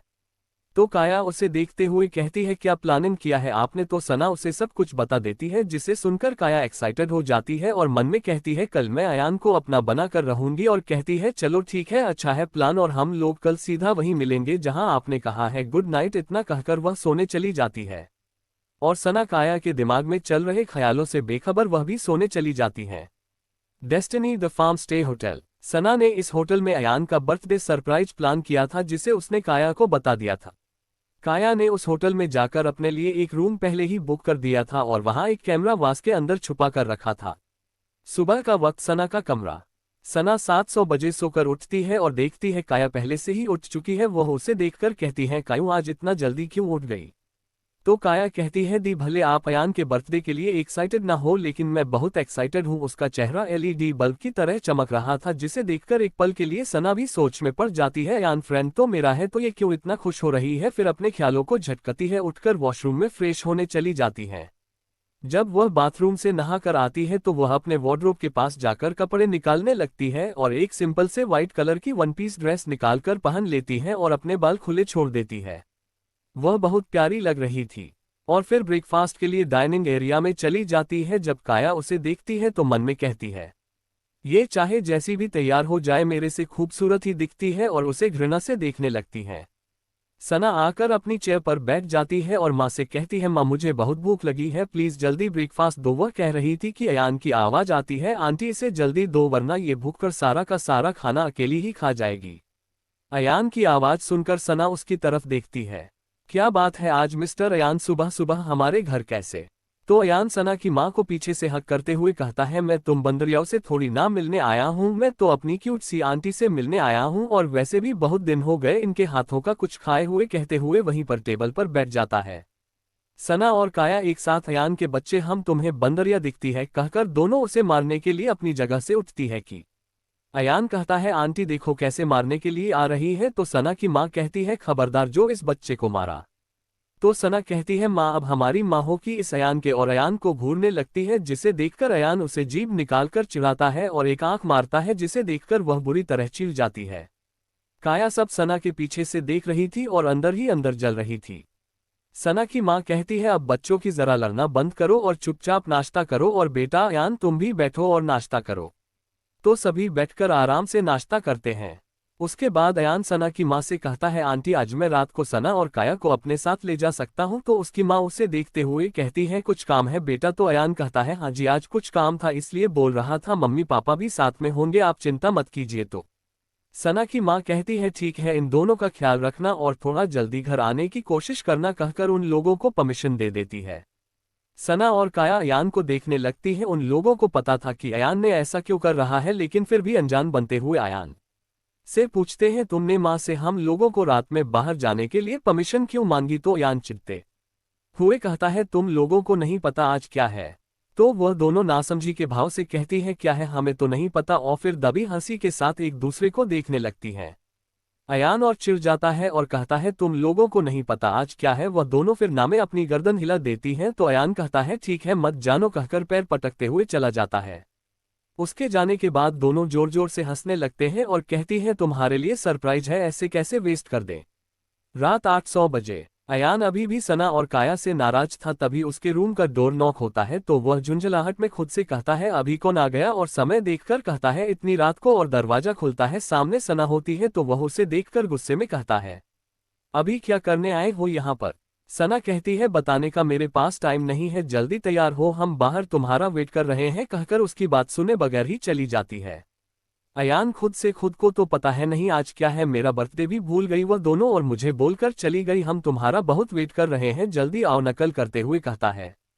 10 मिनट बाद जब अयान बाहर आता है तो देखता है सना ने एक ब्लैक जीन्स और पिंक कलर का टॉप, खुले बाल और हल्का सा मेकअप के साथ बहुत सुंदर लग रही है और उसका इंतजार कर रही है। तो वह कहती है चलो चलते हैं। तो अयान कहता है इतना सज धज कर कहाँ जा रही हो। तो सना कहती हो तुम भी कुछ कम नहीं लग रहे हो, व्हाइट शर्ट ब्लैक जीन्स ऊपर से नेवी ब्लू जैकेट क्या बात है। आज तो सारी लड़कियां तुम्हें ही देखेंगे। तो अयान शक करते हुए कहता है सारी लड़कियां मुझे ही देखेंगे, कहाँ जा रहे हम? अभी अगर सब बता दूंगी तो मजा किरकिरा हो जाएगा ना, चलो गाड़ी चलाओ कहकर पैसेंजर सेट में आकर बैठ जाती है। अयान कार स्टार्ट करता है और कहता है कहाँ जाना है, तो वह बताती है होटल चलना है और उसे लोकेशन दिखाती है, जिसे फॉलो करते करते अयान उस होटल के पास पहुंचता है और कहता है चलो फिर। दोनों अंदर जाते हैं, दरवाजा खोलकर देखते हैं तो अंदर पूरा अंधेरा होता है। तो अयान सना से यह कैसा होटल लेकर आए हो, यहाँ तो पूरा अंधेरा है, शायद लाइट ऑफ होगी। तू सना कहती है आगे चलकर देखते हैं ना, तभी तो पता चलेगा। और फिर दोनों एक साथ अंदर जाते हैं। अयान सना को आवाज लगाता है सना, लेकिन सना कोई जवाब नहीं देती। तो वह इधर उधर देखने लगता है और थोड़ा डर जाता है और बार बार सना का नाम लेने लगता है कि तभी अचानक सारी लाइट ऑन हो जाती है और म्यूजिक भी। सभी लोग एक साथ बाहर आते हैं और जोर से happy birthday to you, happy birthday to you, है birthday dear Ayaan, happy birthday to you कहते हुए सब क्लैप करते हैं। अयान इस सरप्राइज को देखकर हैरान रह जाता है और तभी सना बीच से बाहर आती है और उसका हाथ पकड़कर किक के पास ले जाती है और कहती है क्यों, तुम्हें क्या लगा हम लोगों को याद नहीं होगा, और उसे हैप्पी बर्थडे विश करके गले लगाती है। तभी उसका दोस्त विकास आता है और उसे हैप्पी बर्थडे विश करके गले लगाता है। सोनिया, काजल, विराज, देवांश का दोस्त विजय, रानी, सागर का दोस्त और बहुत सारे उनको दोस्त आए हुए थे। सब उसे हैप्पी बर्थडे विश करते हैं और गले लगाते हैं। फिर काया कहती है खाली विश करते रहोगे या केक भी कट करोगे? तू सना कहती है हाँ काया ठीक कह रही है, चलो केक कट करो। फिर अयान केक कट करता है और सबसे पहले सना को और काया को खिलाता है, फिर बाकी अपने दोस्तों को। सना उसे गिफ्ट देती है और कहती है खोलो इसे। तो अयान उसे देखकर कहता है क्या है इसमें? तो सना कहती है पहले खोल कर देखो तो तभी तो पता चलेगा, और उसे दे देती है। अयान उस गिफ्ट को खोलता है और देखता है उसमें एक बहुत सुंदर पेंटिंग है जिसमें उसकी बचपन की तस्वीरें लगी हुई है। तो वह खुशी से सना को गले लगा लेता है और कहता है तुम्हें मेरी यह फोटो कहाँ से मिली? तो सना कहती है आंटी ने दिया था, मैंने उसे तुम्हारे लिए पेंटिंग बना दिया, अच्छा है ना? तो अयान कहता है तुमने अपने हाथों से बनाया? तो सना कहती है हाँ मैंने अपने हाथों से बनाया, थेम यू कहकर एक बार फिर उसे गले लगा लेता है। फिर सभी लोग डांस करने चले जाते हैं। म्यूजिक की धुन पर सब थिरक रहे थे। धीरे धीरे सब लोगों ने ड्रिंक कर ले। इसी बात का फायदा उठाकर सागर का दोस्त कब से सना को देख रहा था और वह उसके करीब जाकर कहता है तू मेरे साथ डांस करोगी? तो सना उसकी आंखों में गंदी नीयत को भांप लेती है और कहती है सॉरी मैं नहीं कर सकती, और उससे दूर जाने लगती है। तो वह लड़का उससे कहता है चलो ना, और उसे जबरदस्ती डांस फ्लो पर ले जाता है और डांस करने लगता है। सना उसे दूर धक्का देती है और एक थप्पड़ मारकर बार काउंटर पर चली जाती है और गुस्से में ड्रिंक करने लगती है। काया ये सारी चीजें देख रही थी और वह सागर के दोस्त के पास आकर कहती है लगता है तुम्हें सना पसंद है? तो सागर का दोस्त रोनी कहता है हाँ, लेकिन उसने मुझे थप्पड़ मारा, इसका बदला तो मैं लेकर रहूंगा। तो काया कहती है तुम उसे पाना चाहते हो? तो रोनी उसकी तरफ देखने लगता है। तो काया कहती है ऐसे क्या देख रहे हो, मैंने जो पूछा वह चाहते हो कि नहीं? तो रोनी अपना सिर हाँ में हिला देता है। तो काया उससे कहती है ठीक है, और उसे कुछ कुछ बोलती है। तो रानी शैतानी मुस्कुराहट के साथ कहता है वैसे तुम हो कौन, तुम भी बहुत सुंदर हो। तो काया कहती है तुम्हें मुझसे नहीं उससे मतलब होना चाहिए, कहकर चली जाती है। और सना के पास जाकर कहते हैं दीदी आप इतना ड्रिंक क्यों कर रहे हो? तो सना कहती है उस खटिया बदतमीज इंसान ने मेरे साथ जबरदस्ती करने की कोशिश की, कहकर वह फिर ड्रिंक करने लगती है। इसी का फायदा उठाकर काया उसके ड्रिंक में एक नशे की गोली मिला देती है, जिसे सना पी लेती है। ये थोड़ी देर बाद उसे चक्कर आने लगते हैं। तो काया कहती है आप क्या कर रही हो, और उसे ले जाकर अपने लिए बुक किए हुए रूम में सुला देती है और नीचे आकर रोनी से कहती है तुम्हारा काम हो गया है, जाओ रूम नंबर 302 में है। Room number 302। रोनी रूम में आता है और देखता है सना नशे की हालत में बड़बड़ा रही है। तो रोनी उसके करीब आकर कहता है आखिर तुम मेरे बिस्तर तक पहुंची गई, कहकर उसके करीब आने की कोशिश करता है। तो सना उसे दूर धकेल देती है और उसके मैन पार्ट पर एक जोरदार किक मारकर रूम से बाहर भाग जाती है और रोनी वही दर्द से तड़पता चिल्लाता रह जाता है।